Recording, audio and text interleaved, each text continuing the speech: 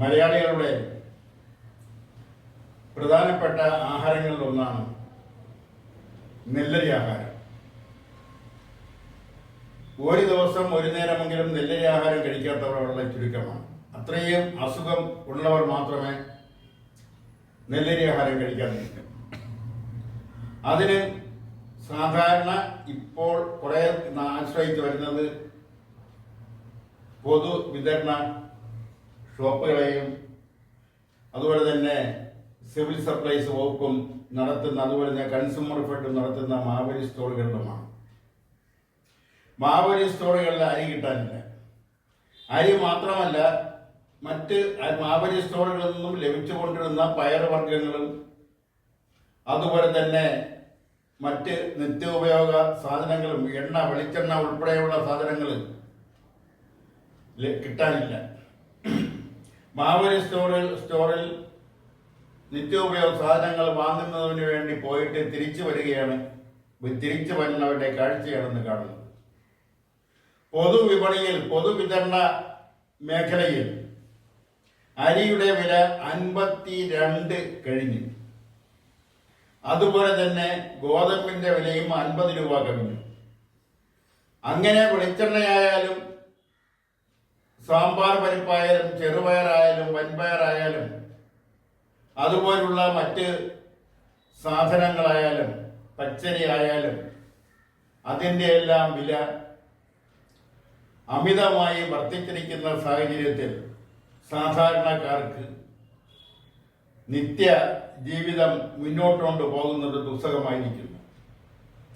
പ്രത്യേകിച്ചും വീട്ടുകാര്യങ്ങൾ നോക്കുന്ന, അടുക്കള കാര്യങ്ങൾ നോക്കുന്ന വീട്ടമ്മമാർക്ക് ജീവിതത്തിന്റെ രണ്ടറ്റവും കൂട്ടിമുട്ടിക്കുന്നതിന് അവർക്ക് കഴിയാത്ത ഒരു സാഹചര്യം കേരളത്തിൽ വന്നു കഴിഞ്ഞിരിക്കുന്നു.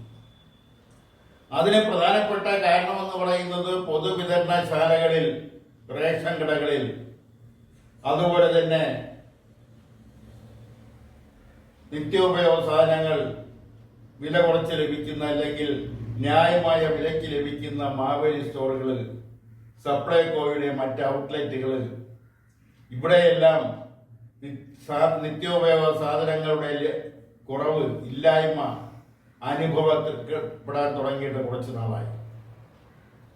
ഇവിടെയെല്ലാം കാര്യക്ഷമമായി ശ്രദ്ധിക്കേണ്ട സർക്കാർ അവർ മറ്റു കാര്യങ്ങളിലാണ്, അത് ഭരണകക്ഷിയായാലും പ്രതിപക്ഷമായാലും കേന്ദ്രം ഭരിക്കുന്ന BJP ആയാലും പരസ്പരം അങ്ങോട്ടും ഇങ്ങോട്ടും ചെളിവാരി എറിയുന്നതിലും ഉള്ള വാക്സാമർത്ഥ്യമാണ് ജനങ്ങളുടെ മുന്നിൽ പ്രകടിപ്പിച്ചുകൊണ്ടിരിക്കുന്നത്. ജനങ്ങൾക്ക് ആവശ്യം അവരുടെ നിത്യ ജീവിതം അത് ഒരു ശരിയായ രീതിയിൽ അല്ലെങ്കിൽ തന്നെയും ഒരു ആവറേജ് രീതിയിൽ മുന്നോട്ട് കൊണ്ടുപോകാൻ കഴിയാത്ത ഒരവസ്ഥ. വിദ്യാലയങ്ങളിൽ പോകുന്ന അവരുടെ മക്കൾക്ക് ഭക്ഷണപ്പൊതികൾ കൊടുത്തയക്കാൻ കഴിയാത്തൊരവസ്ഥ, വീട്ടിലെ ദാരിദ്ര്യം, അതിൻ്റെ പുറത്ത് മരുന്ന് വാങ്ങുന്നതിനുള്ള ചെലവ് വേറെ. ഇതെല്ലാം പോരാഞ്ഞിട്ട് രാഷ്ട്രീയ പാർട്ടിയുടെ നിർബന്ധിത പിരിവ് ഒരു വശത്ത്, അവർ ആവശ്യപ്പെടുന്ന അല്ലെങ്കിൽ അവർക്ക് സംതൃപ്തി ഏറുന്ന സംഭാവന നൽകിയില്ലെങ്കിൽ അവരുടെ വിദ്വേഷം ഏറ്റെടുക്കേണ്ടി വരും എന്നൊരു അവസ്ഥ ജനങ്ങളുടെ മനസ്സിൽ ആശങ്കാജനകം മാത്രമല്ല, ചിലപ്പോൾ അത് ഭയത്തിന്റെ വിത്തുകളും വിതറാറുണ്ട്. ഈ ഒരു സാഹചര്യത്തിലാണ് അടിയന്തരമായി നിത്യോപയോഗ സാധനങ്ങളുടെ വില കുറയ്ക്കുന്നതിന് വേണ്ടുന്ന നടപടികൾ പൊതുവിതരണ വകുപ്പ് നടത്തേണ്ടത്. അങ്ങനെ നിത്യോപയോഗ സാധനങ്ങളുടെ വില വർദ്ധിക്കാതിരിക്കുന്നതിനുള്ള സുതാര്യമായ നടപടി സ്വീകരിക്കുന്നതോടൊപ്പം തന്നെ റേഷൻ കടകളിലെ കള്ളക്കടത്ത്, മാവേലി സ്റ്റോറുകളിലെ കള്ളക്കടത്ത്, അതൊക്കെ വർദ്ധിച്ചു വരുന്നൊരു സാഹചര്യമുണ്ട്. എത്രത്തോളം ന്യായമാണ്, എത്രത്തോളം അവിടെ കള്ളക്കടത്ത് നടത്തുന്നില്ല എന്ന് പത്രങ്ങൾ, മാധ്യമങ്ങൾ കൂടി പറഞ്ഞാലും കള്ളക്കടത്ത് നടക്കുന്നുണ്ട്. അത് റേഷൻ കടകളിൽ നടക്കുന്നുണ്ട്, സർക്കാരിന്റെ വിതരണ ശാലകളിൽ നടക്കുന്നുണ്ട്. അവർ സിവിൽ സപ്ലൈസിന്റെ ഔട്ട്ലെറ്റുകളിലും കൺസ്യൂമർ ഫെഡിന്റെ ഔട്ട്ലെറ്റുകളിലും എല്ലാം സാധാരണക്കാർക്ക് ലഭ്യമാക്കേണ്ടുന്ന അവശ്യ വസ്തുക്കൾ കരിഞ്ചന്തയിൽ വിൽക്കുന്നതിന് ഉള്ള സൗകര്യം അവിടെ നിന്ന് രാത്രിയുടെ യാമങ്ങളിൽ കടത്തിക്കൊണ്ടുപോകുന്ന ഒരു സ്വഭാവം എത്രയോ പതിറ്റാണ്ടുകളായി കേരളത്തിൽ നടന്നു വരുന്നു. അത് ഇന്നും വലിയ തടസ്സമൊന്നുമില്ലാതെ നടക്കുന്നുണ്ട്. അതിന് തടസ്സപ്പെടുത്താതിരിക്കുന്നതിന് വേണ്ടിയാണ് അവർ രാഷ്ട്രീയ പാർട്ടി വരുന്ന പ്രാദേശിക നേതാക്കൾക്ക്, രാഷ്ട്രീയ പാർട്ടികൾക്കെല്ലാം സംഭാവന നൽകുന്നവർ, ചോദിക്കുന്ന തുക നൽകുന്നത്. പ്രത്യേകിച്ചും സഞ്ചരിക്കുന്ന വിൽപ്പനശാലകൾ, സപ്ലൈകോയുടെ സഞ്ചരിക്കുന്ന വിൽപ്പനശാലകളിൽ നിന്നും ചില പൊതു വിതരണക്കാർക്ക്, ചില മൊത്ത കച്ചവടക്കാർക്ക് രഹസ്യമായി സഞ്ചരിക്കുന്ന വിൽപ്പനശാലകളിലെ ഭക്ഷ്യവസ്തുക്കള്, നിത്യോപയോഗ സാധനങ്ങള് അവർ ആളൊഴിഞ്ഞ പ്രദേശത്ത് വെച്ച് കടത്തിക്കൊണ്ടുപോകുന്നു. അവിടെയെല്ലാം ആരുടെയെങ്കിലും പേരിലാണ് ബില്ലുകൾ എഴുതുന്നത്. അതും ഇപ്പോൾ വർദ്ധിച്ചു വരുന്ന ഒരു സാഹചര്യമാണ് നിലവിലുള്ളത്. ഇതിനെല്ലാം കർശനമായ നിയമ നടപടികൾ സ്വീകരിക്കുന്നതിന് വേണ്ടുന്നുള്ള നിയമങ്ങൾ നമ്മുടെ നാട്ടിൽ നിലവിലുണ്ട്. എന്നാൽ അത് സ്വീകരിക്കേണ്ടവരെല്ലാം കൈക്കൂലി എന്ന് പറയുന്നതിൽ തെറ്റില്ല. ആ കൈക്കൂലി വാങ്ങിക്കൊണ്ട് അവിടെയെല്ലാം കണ്ണടയ്ക്കുന്നതാണ് പതിവ്.